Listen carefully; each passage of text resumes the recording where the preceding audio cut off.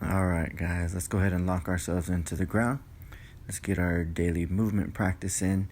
And we're just going to focus on our breathing. So straight feet, soft knees, hips tucked under that rib cage, proud chest. Let's go ahead and place our hands in our belly just so we can go ahead and feel that breath as we take an inhale through the nose, fill up that belly to expand, and then deflate on the exhale. And I should feel my belly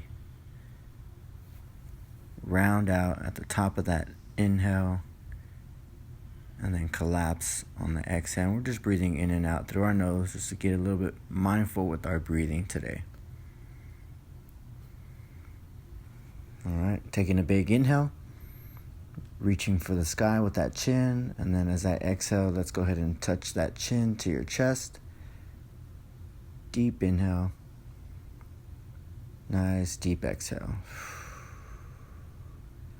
Straight into a spinal roll, so roll those shoulders forward, tuck the chin, arms are loose, head is heavy, and then push those knees over the toes as you drive to the ground, rounding your back all the way to the top.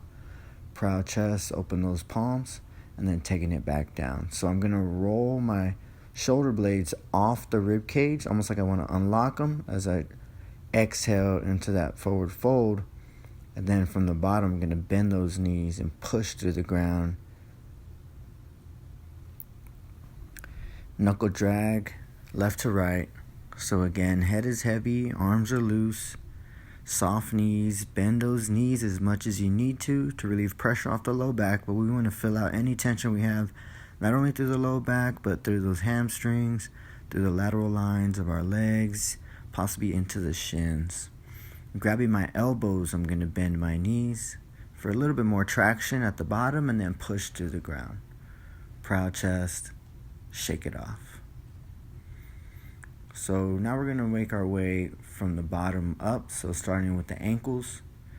And just simple ankle circles, about 5 one way and 5 the other direction. So I really want to think about getting the gunk out of there. There's something called synovial fluid that lubricates our joints. So we want to go ahead and activate that fluid, and almost like WD-40 for our joints here. The body's natural WD-40, but I'm leading with the knee. But we're targeting that ankle. And then this is also helping the hips a little bit as well too. Let's be mindful of our breath, and let's maintain a proud chest and keep that structure where we're at. Bringing our feet together, we're going to go ahead and do double knee circles. So I want to really try and find that range as I try and get a full circle going forward, out to the left, finding that end range to the back, so you'll feel a hamstring stretch, and then out to the other side, and then switch directions. Moving at your own pace, and we're being mindful, taking note of any tension we might have from our hamstrings, from our knees, even down to our shins. And then we're going to work on alternating. So we're using singles now with our knee circles as I bring them in, forward, and around. And my feet are hip width distance apart, keeping that center line and that core active. And I'm keeping my breathing active, so slow and controlled, being mindful with these repetitions. So about 5 one way, 5 the other. Breathe into those knees. Deep inhale, deep exhale.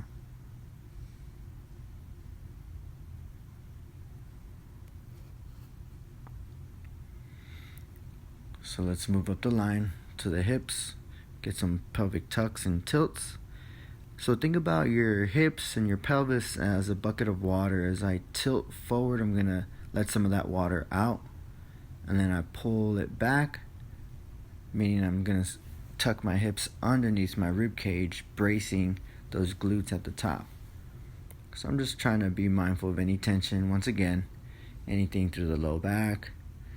From here, we're going to go from a shift. So if you notice, there's a pattern. We're going forward and back, side to side, and then we're going to get full circle with our hips as well too. But I'm trying to bend one knee and not completely lock out the other, but it's staying soft.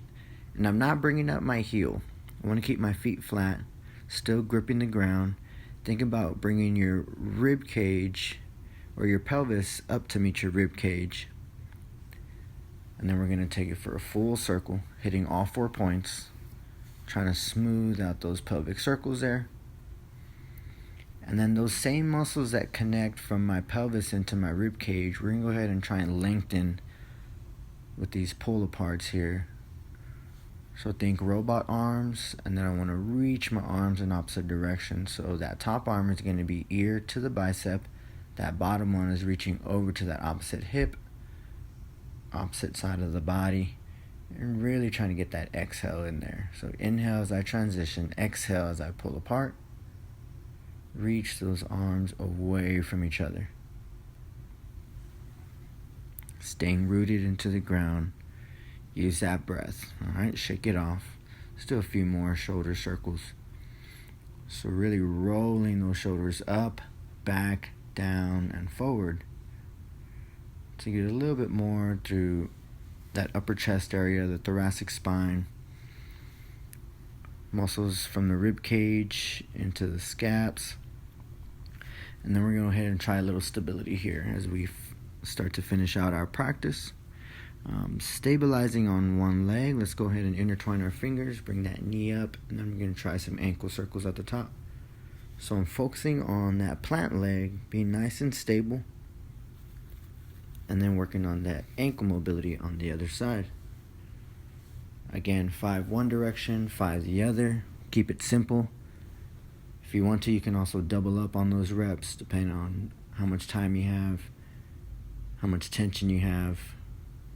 And we're breathing into that ankle. Keep that proud chest.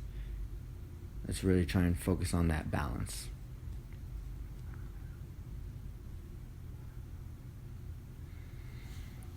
So we worked on stability through the plant leg and into the mat, then mobility through that ankle at the top, and then now we're going to test the durability of our ankles. So no hands on this one. We're going to lead with our knees, but I really want to try and trace the outer edge of my feet. So I'm coming to the toes, the outside edge, my heels, and then the inside edges or my arches. If you want to, you can even keep a tight fist at the top through those hands just to keep that upper body nice and strong and stable, keeping it active. Let's keep that core or center line tight, using that breath. And again, we want to be mindful of any tension we might have through those ankles, leading into the knees, leading into the hips. So the last one we'll do is just a little bit of forward and back with those feet. I want to point as far out as I can and pull like I want to point my toes to my face. I like to think about poking my eyes with my toes as I pull in. So draw those toes away and then pull in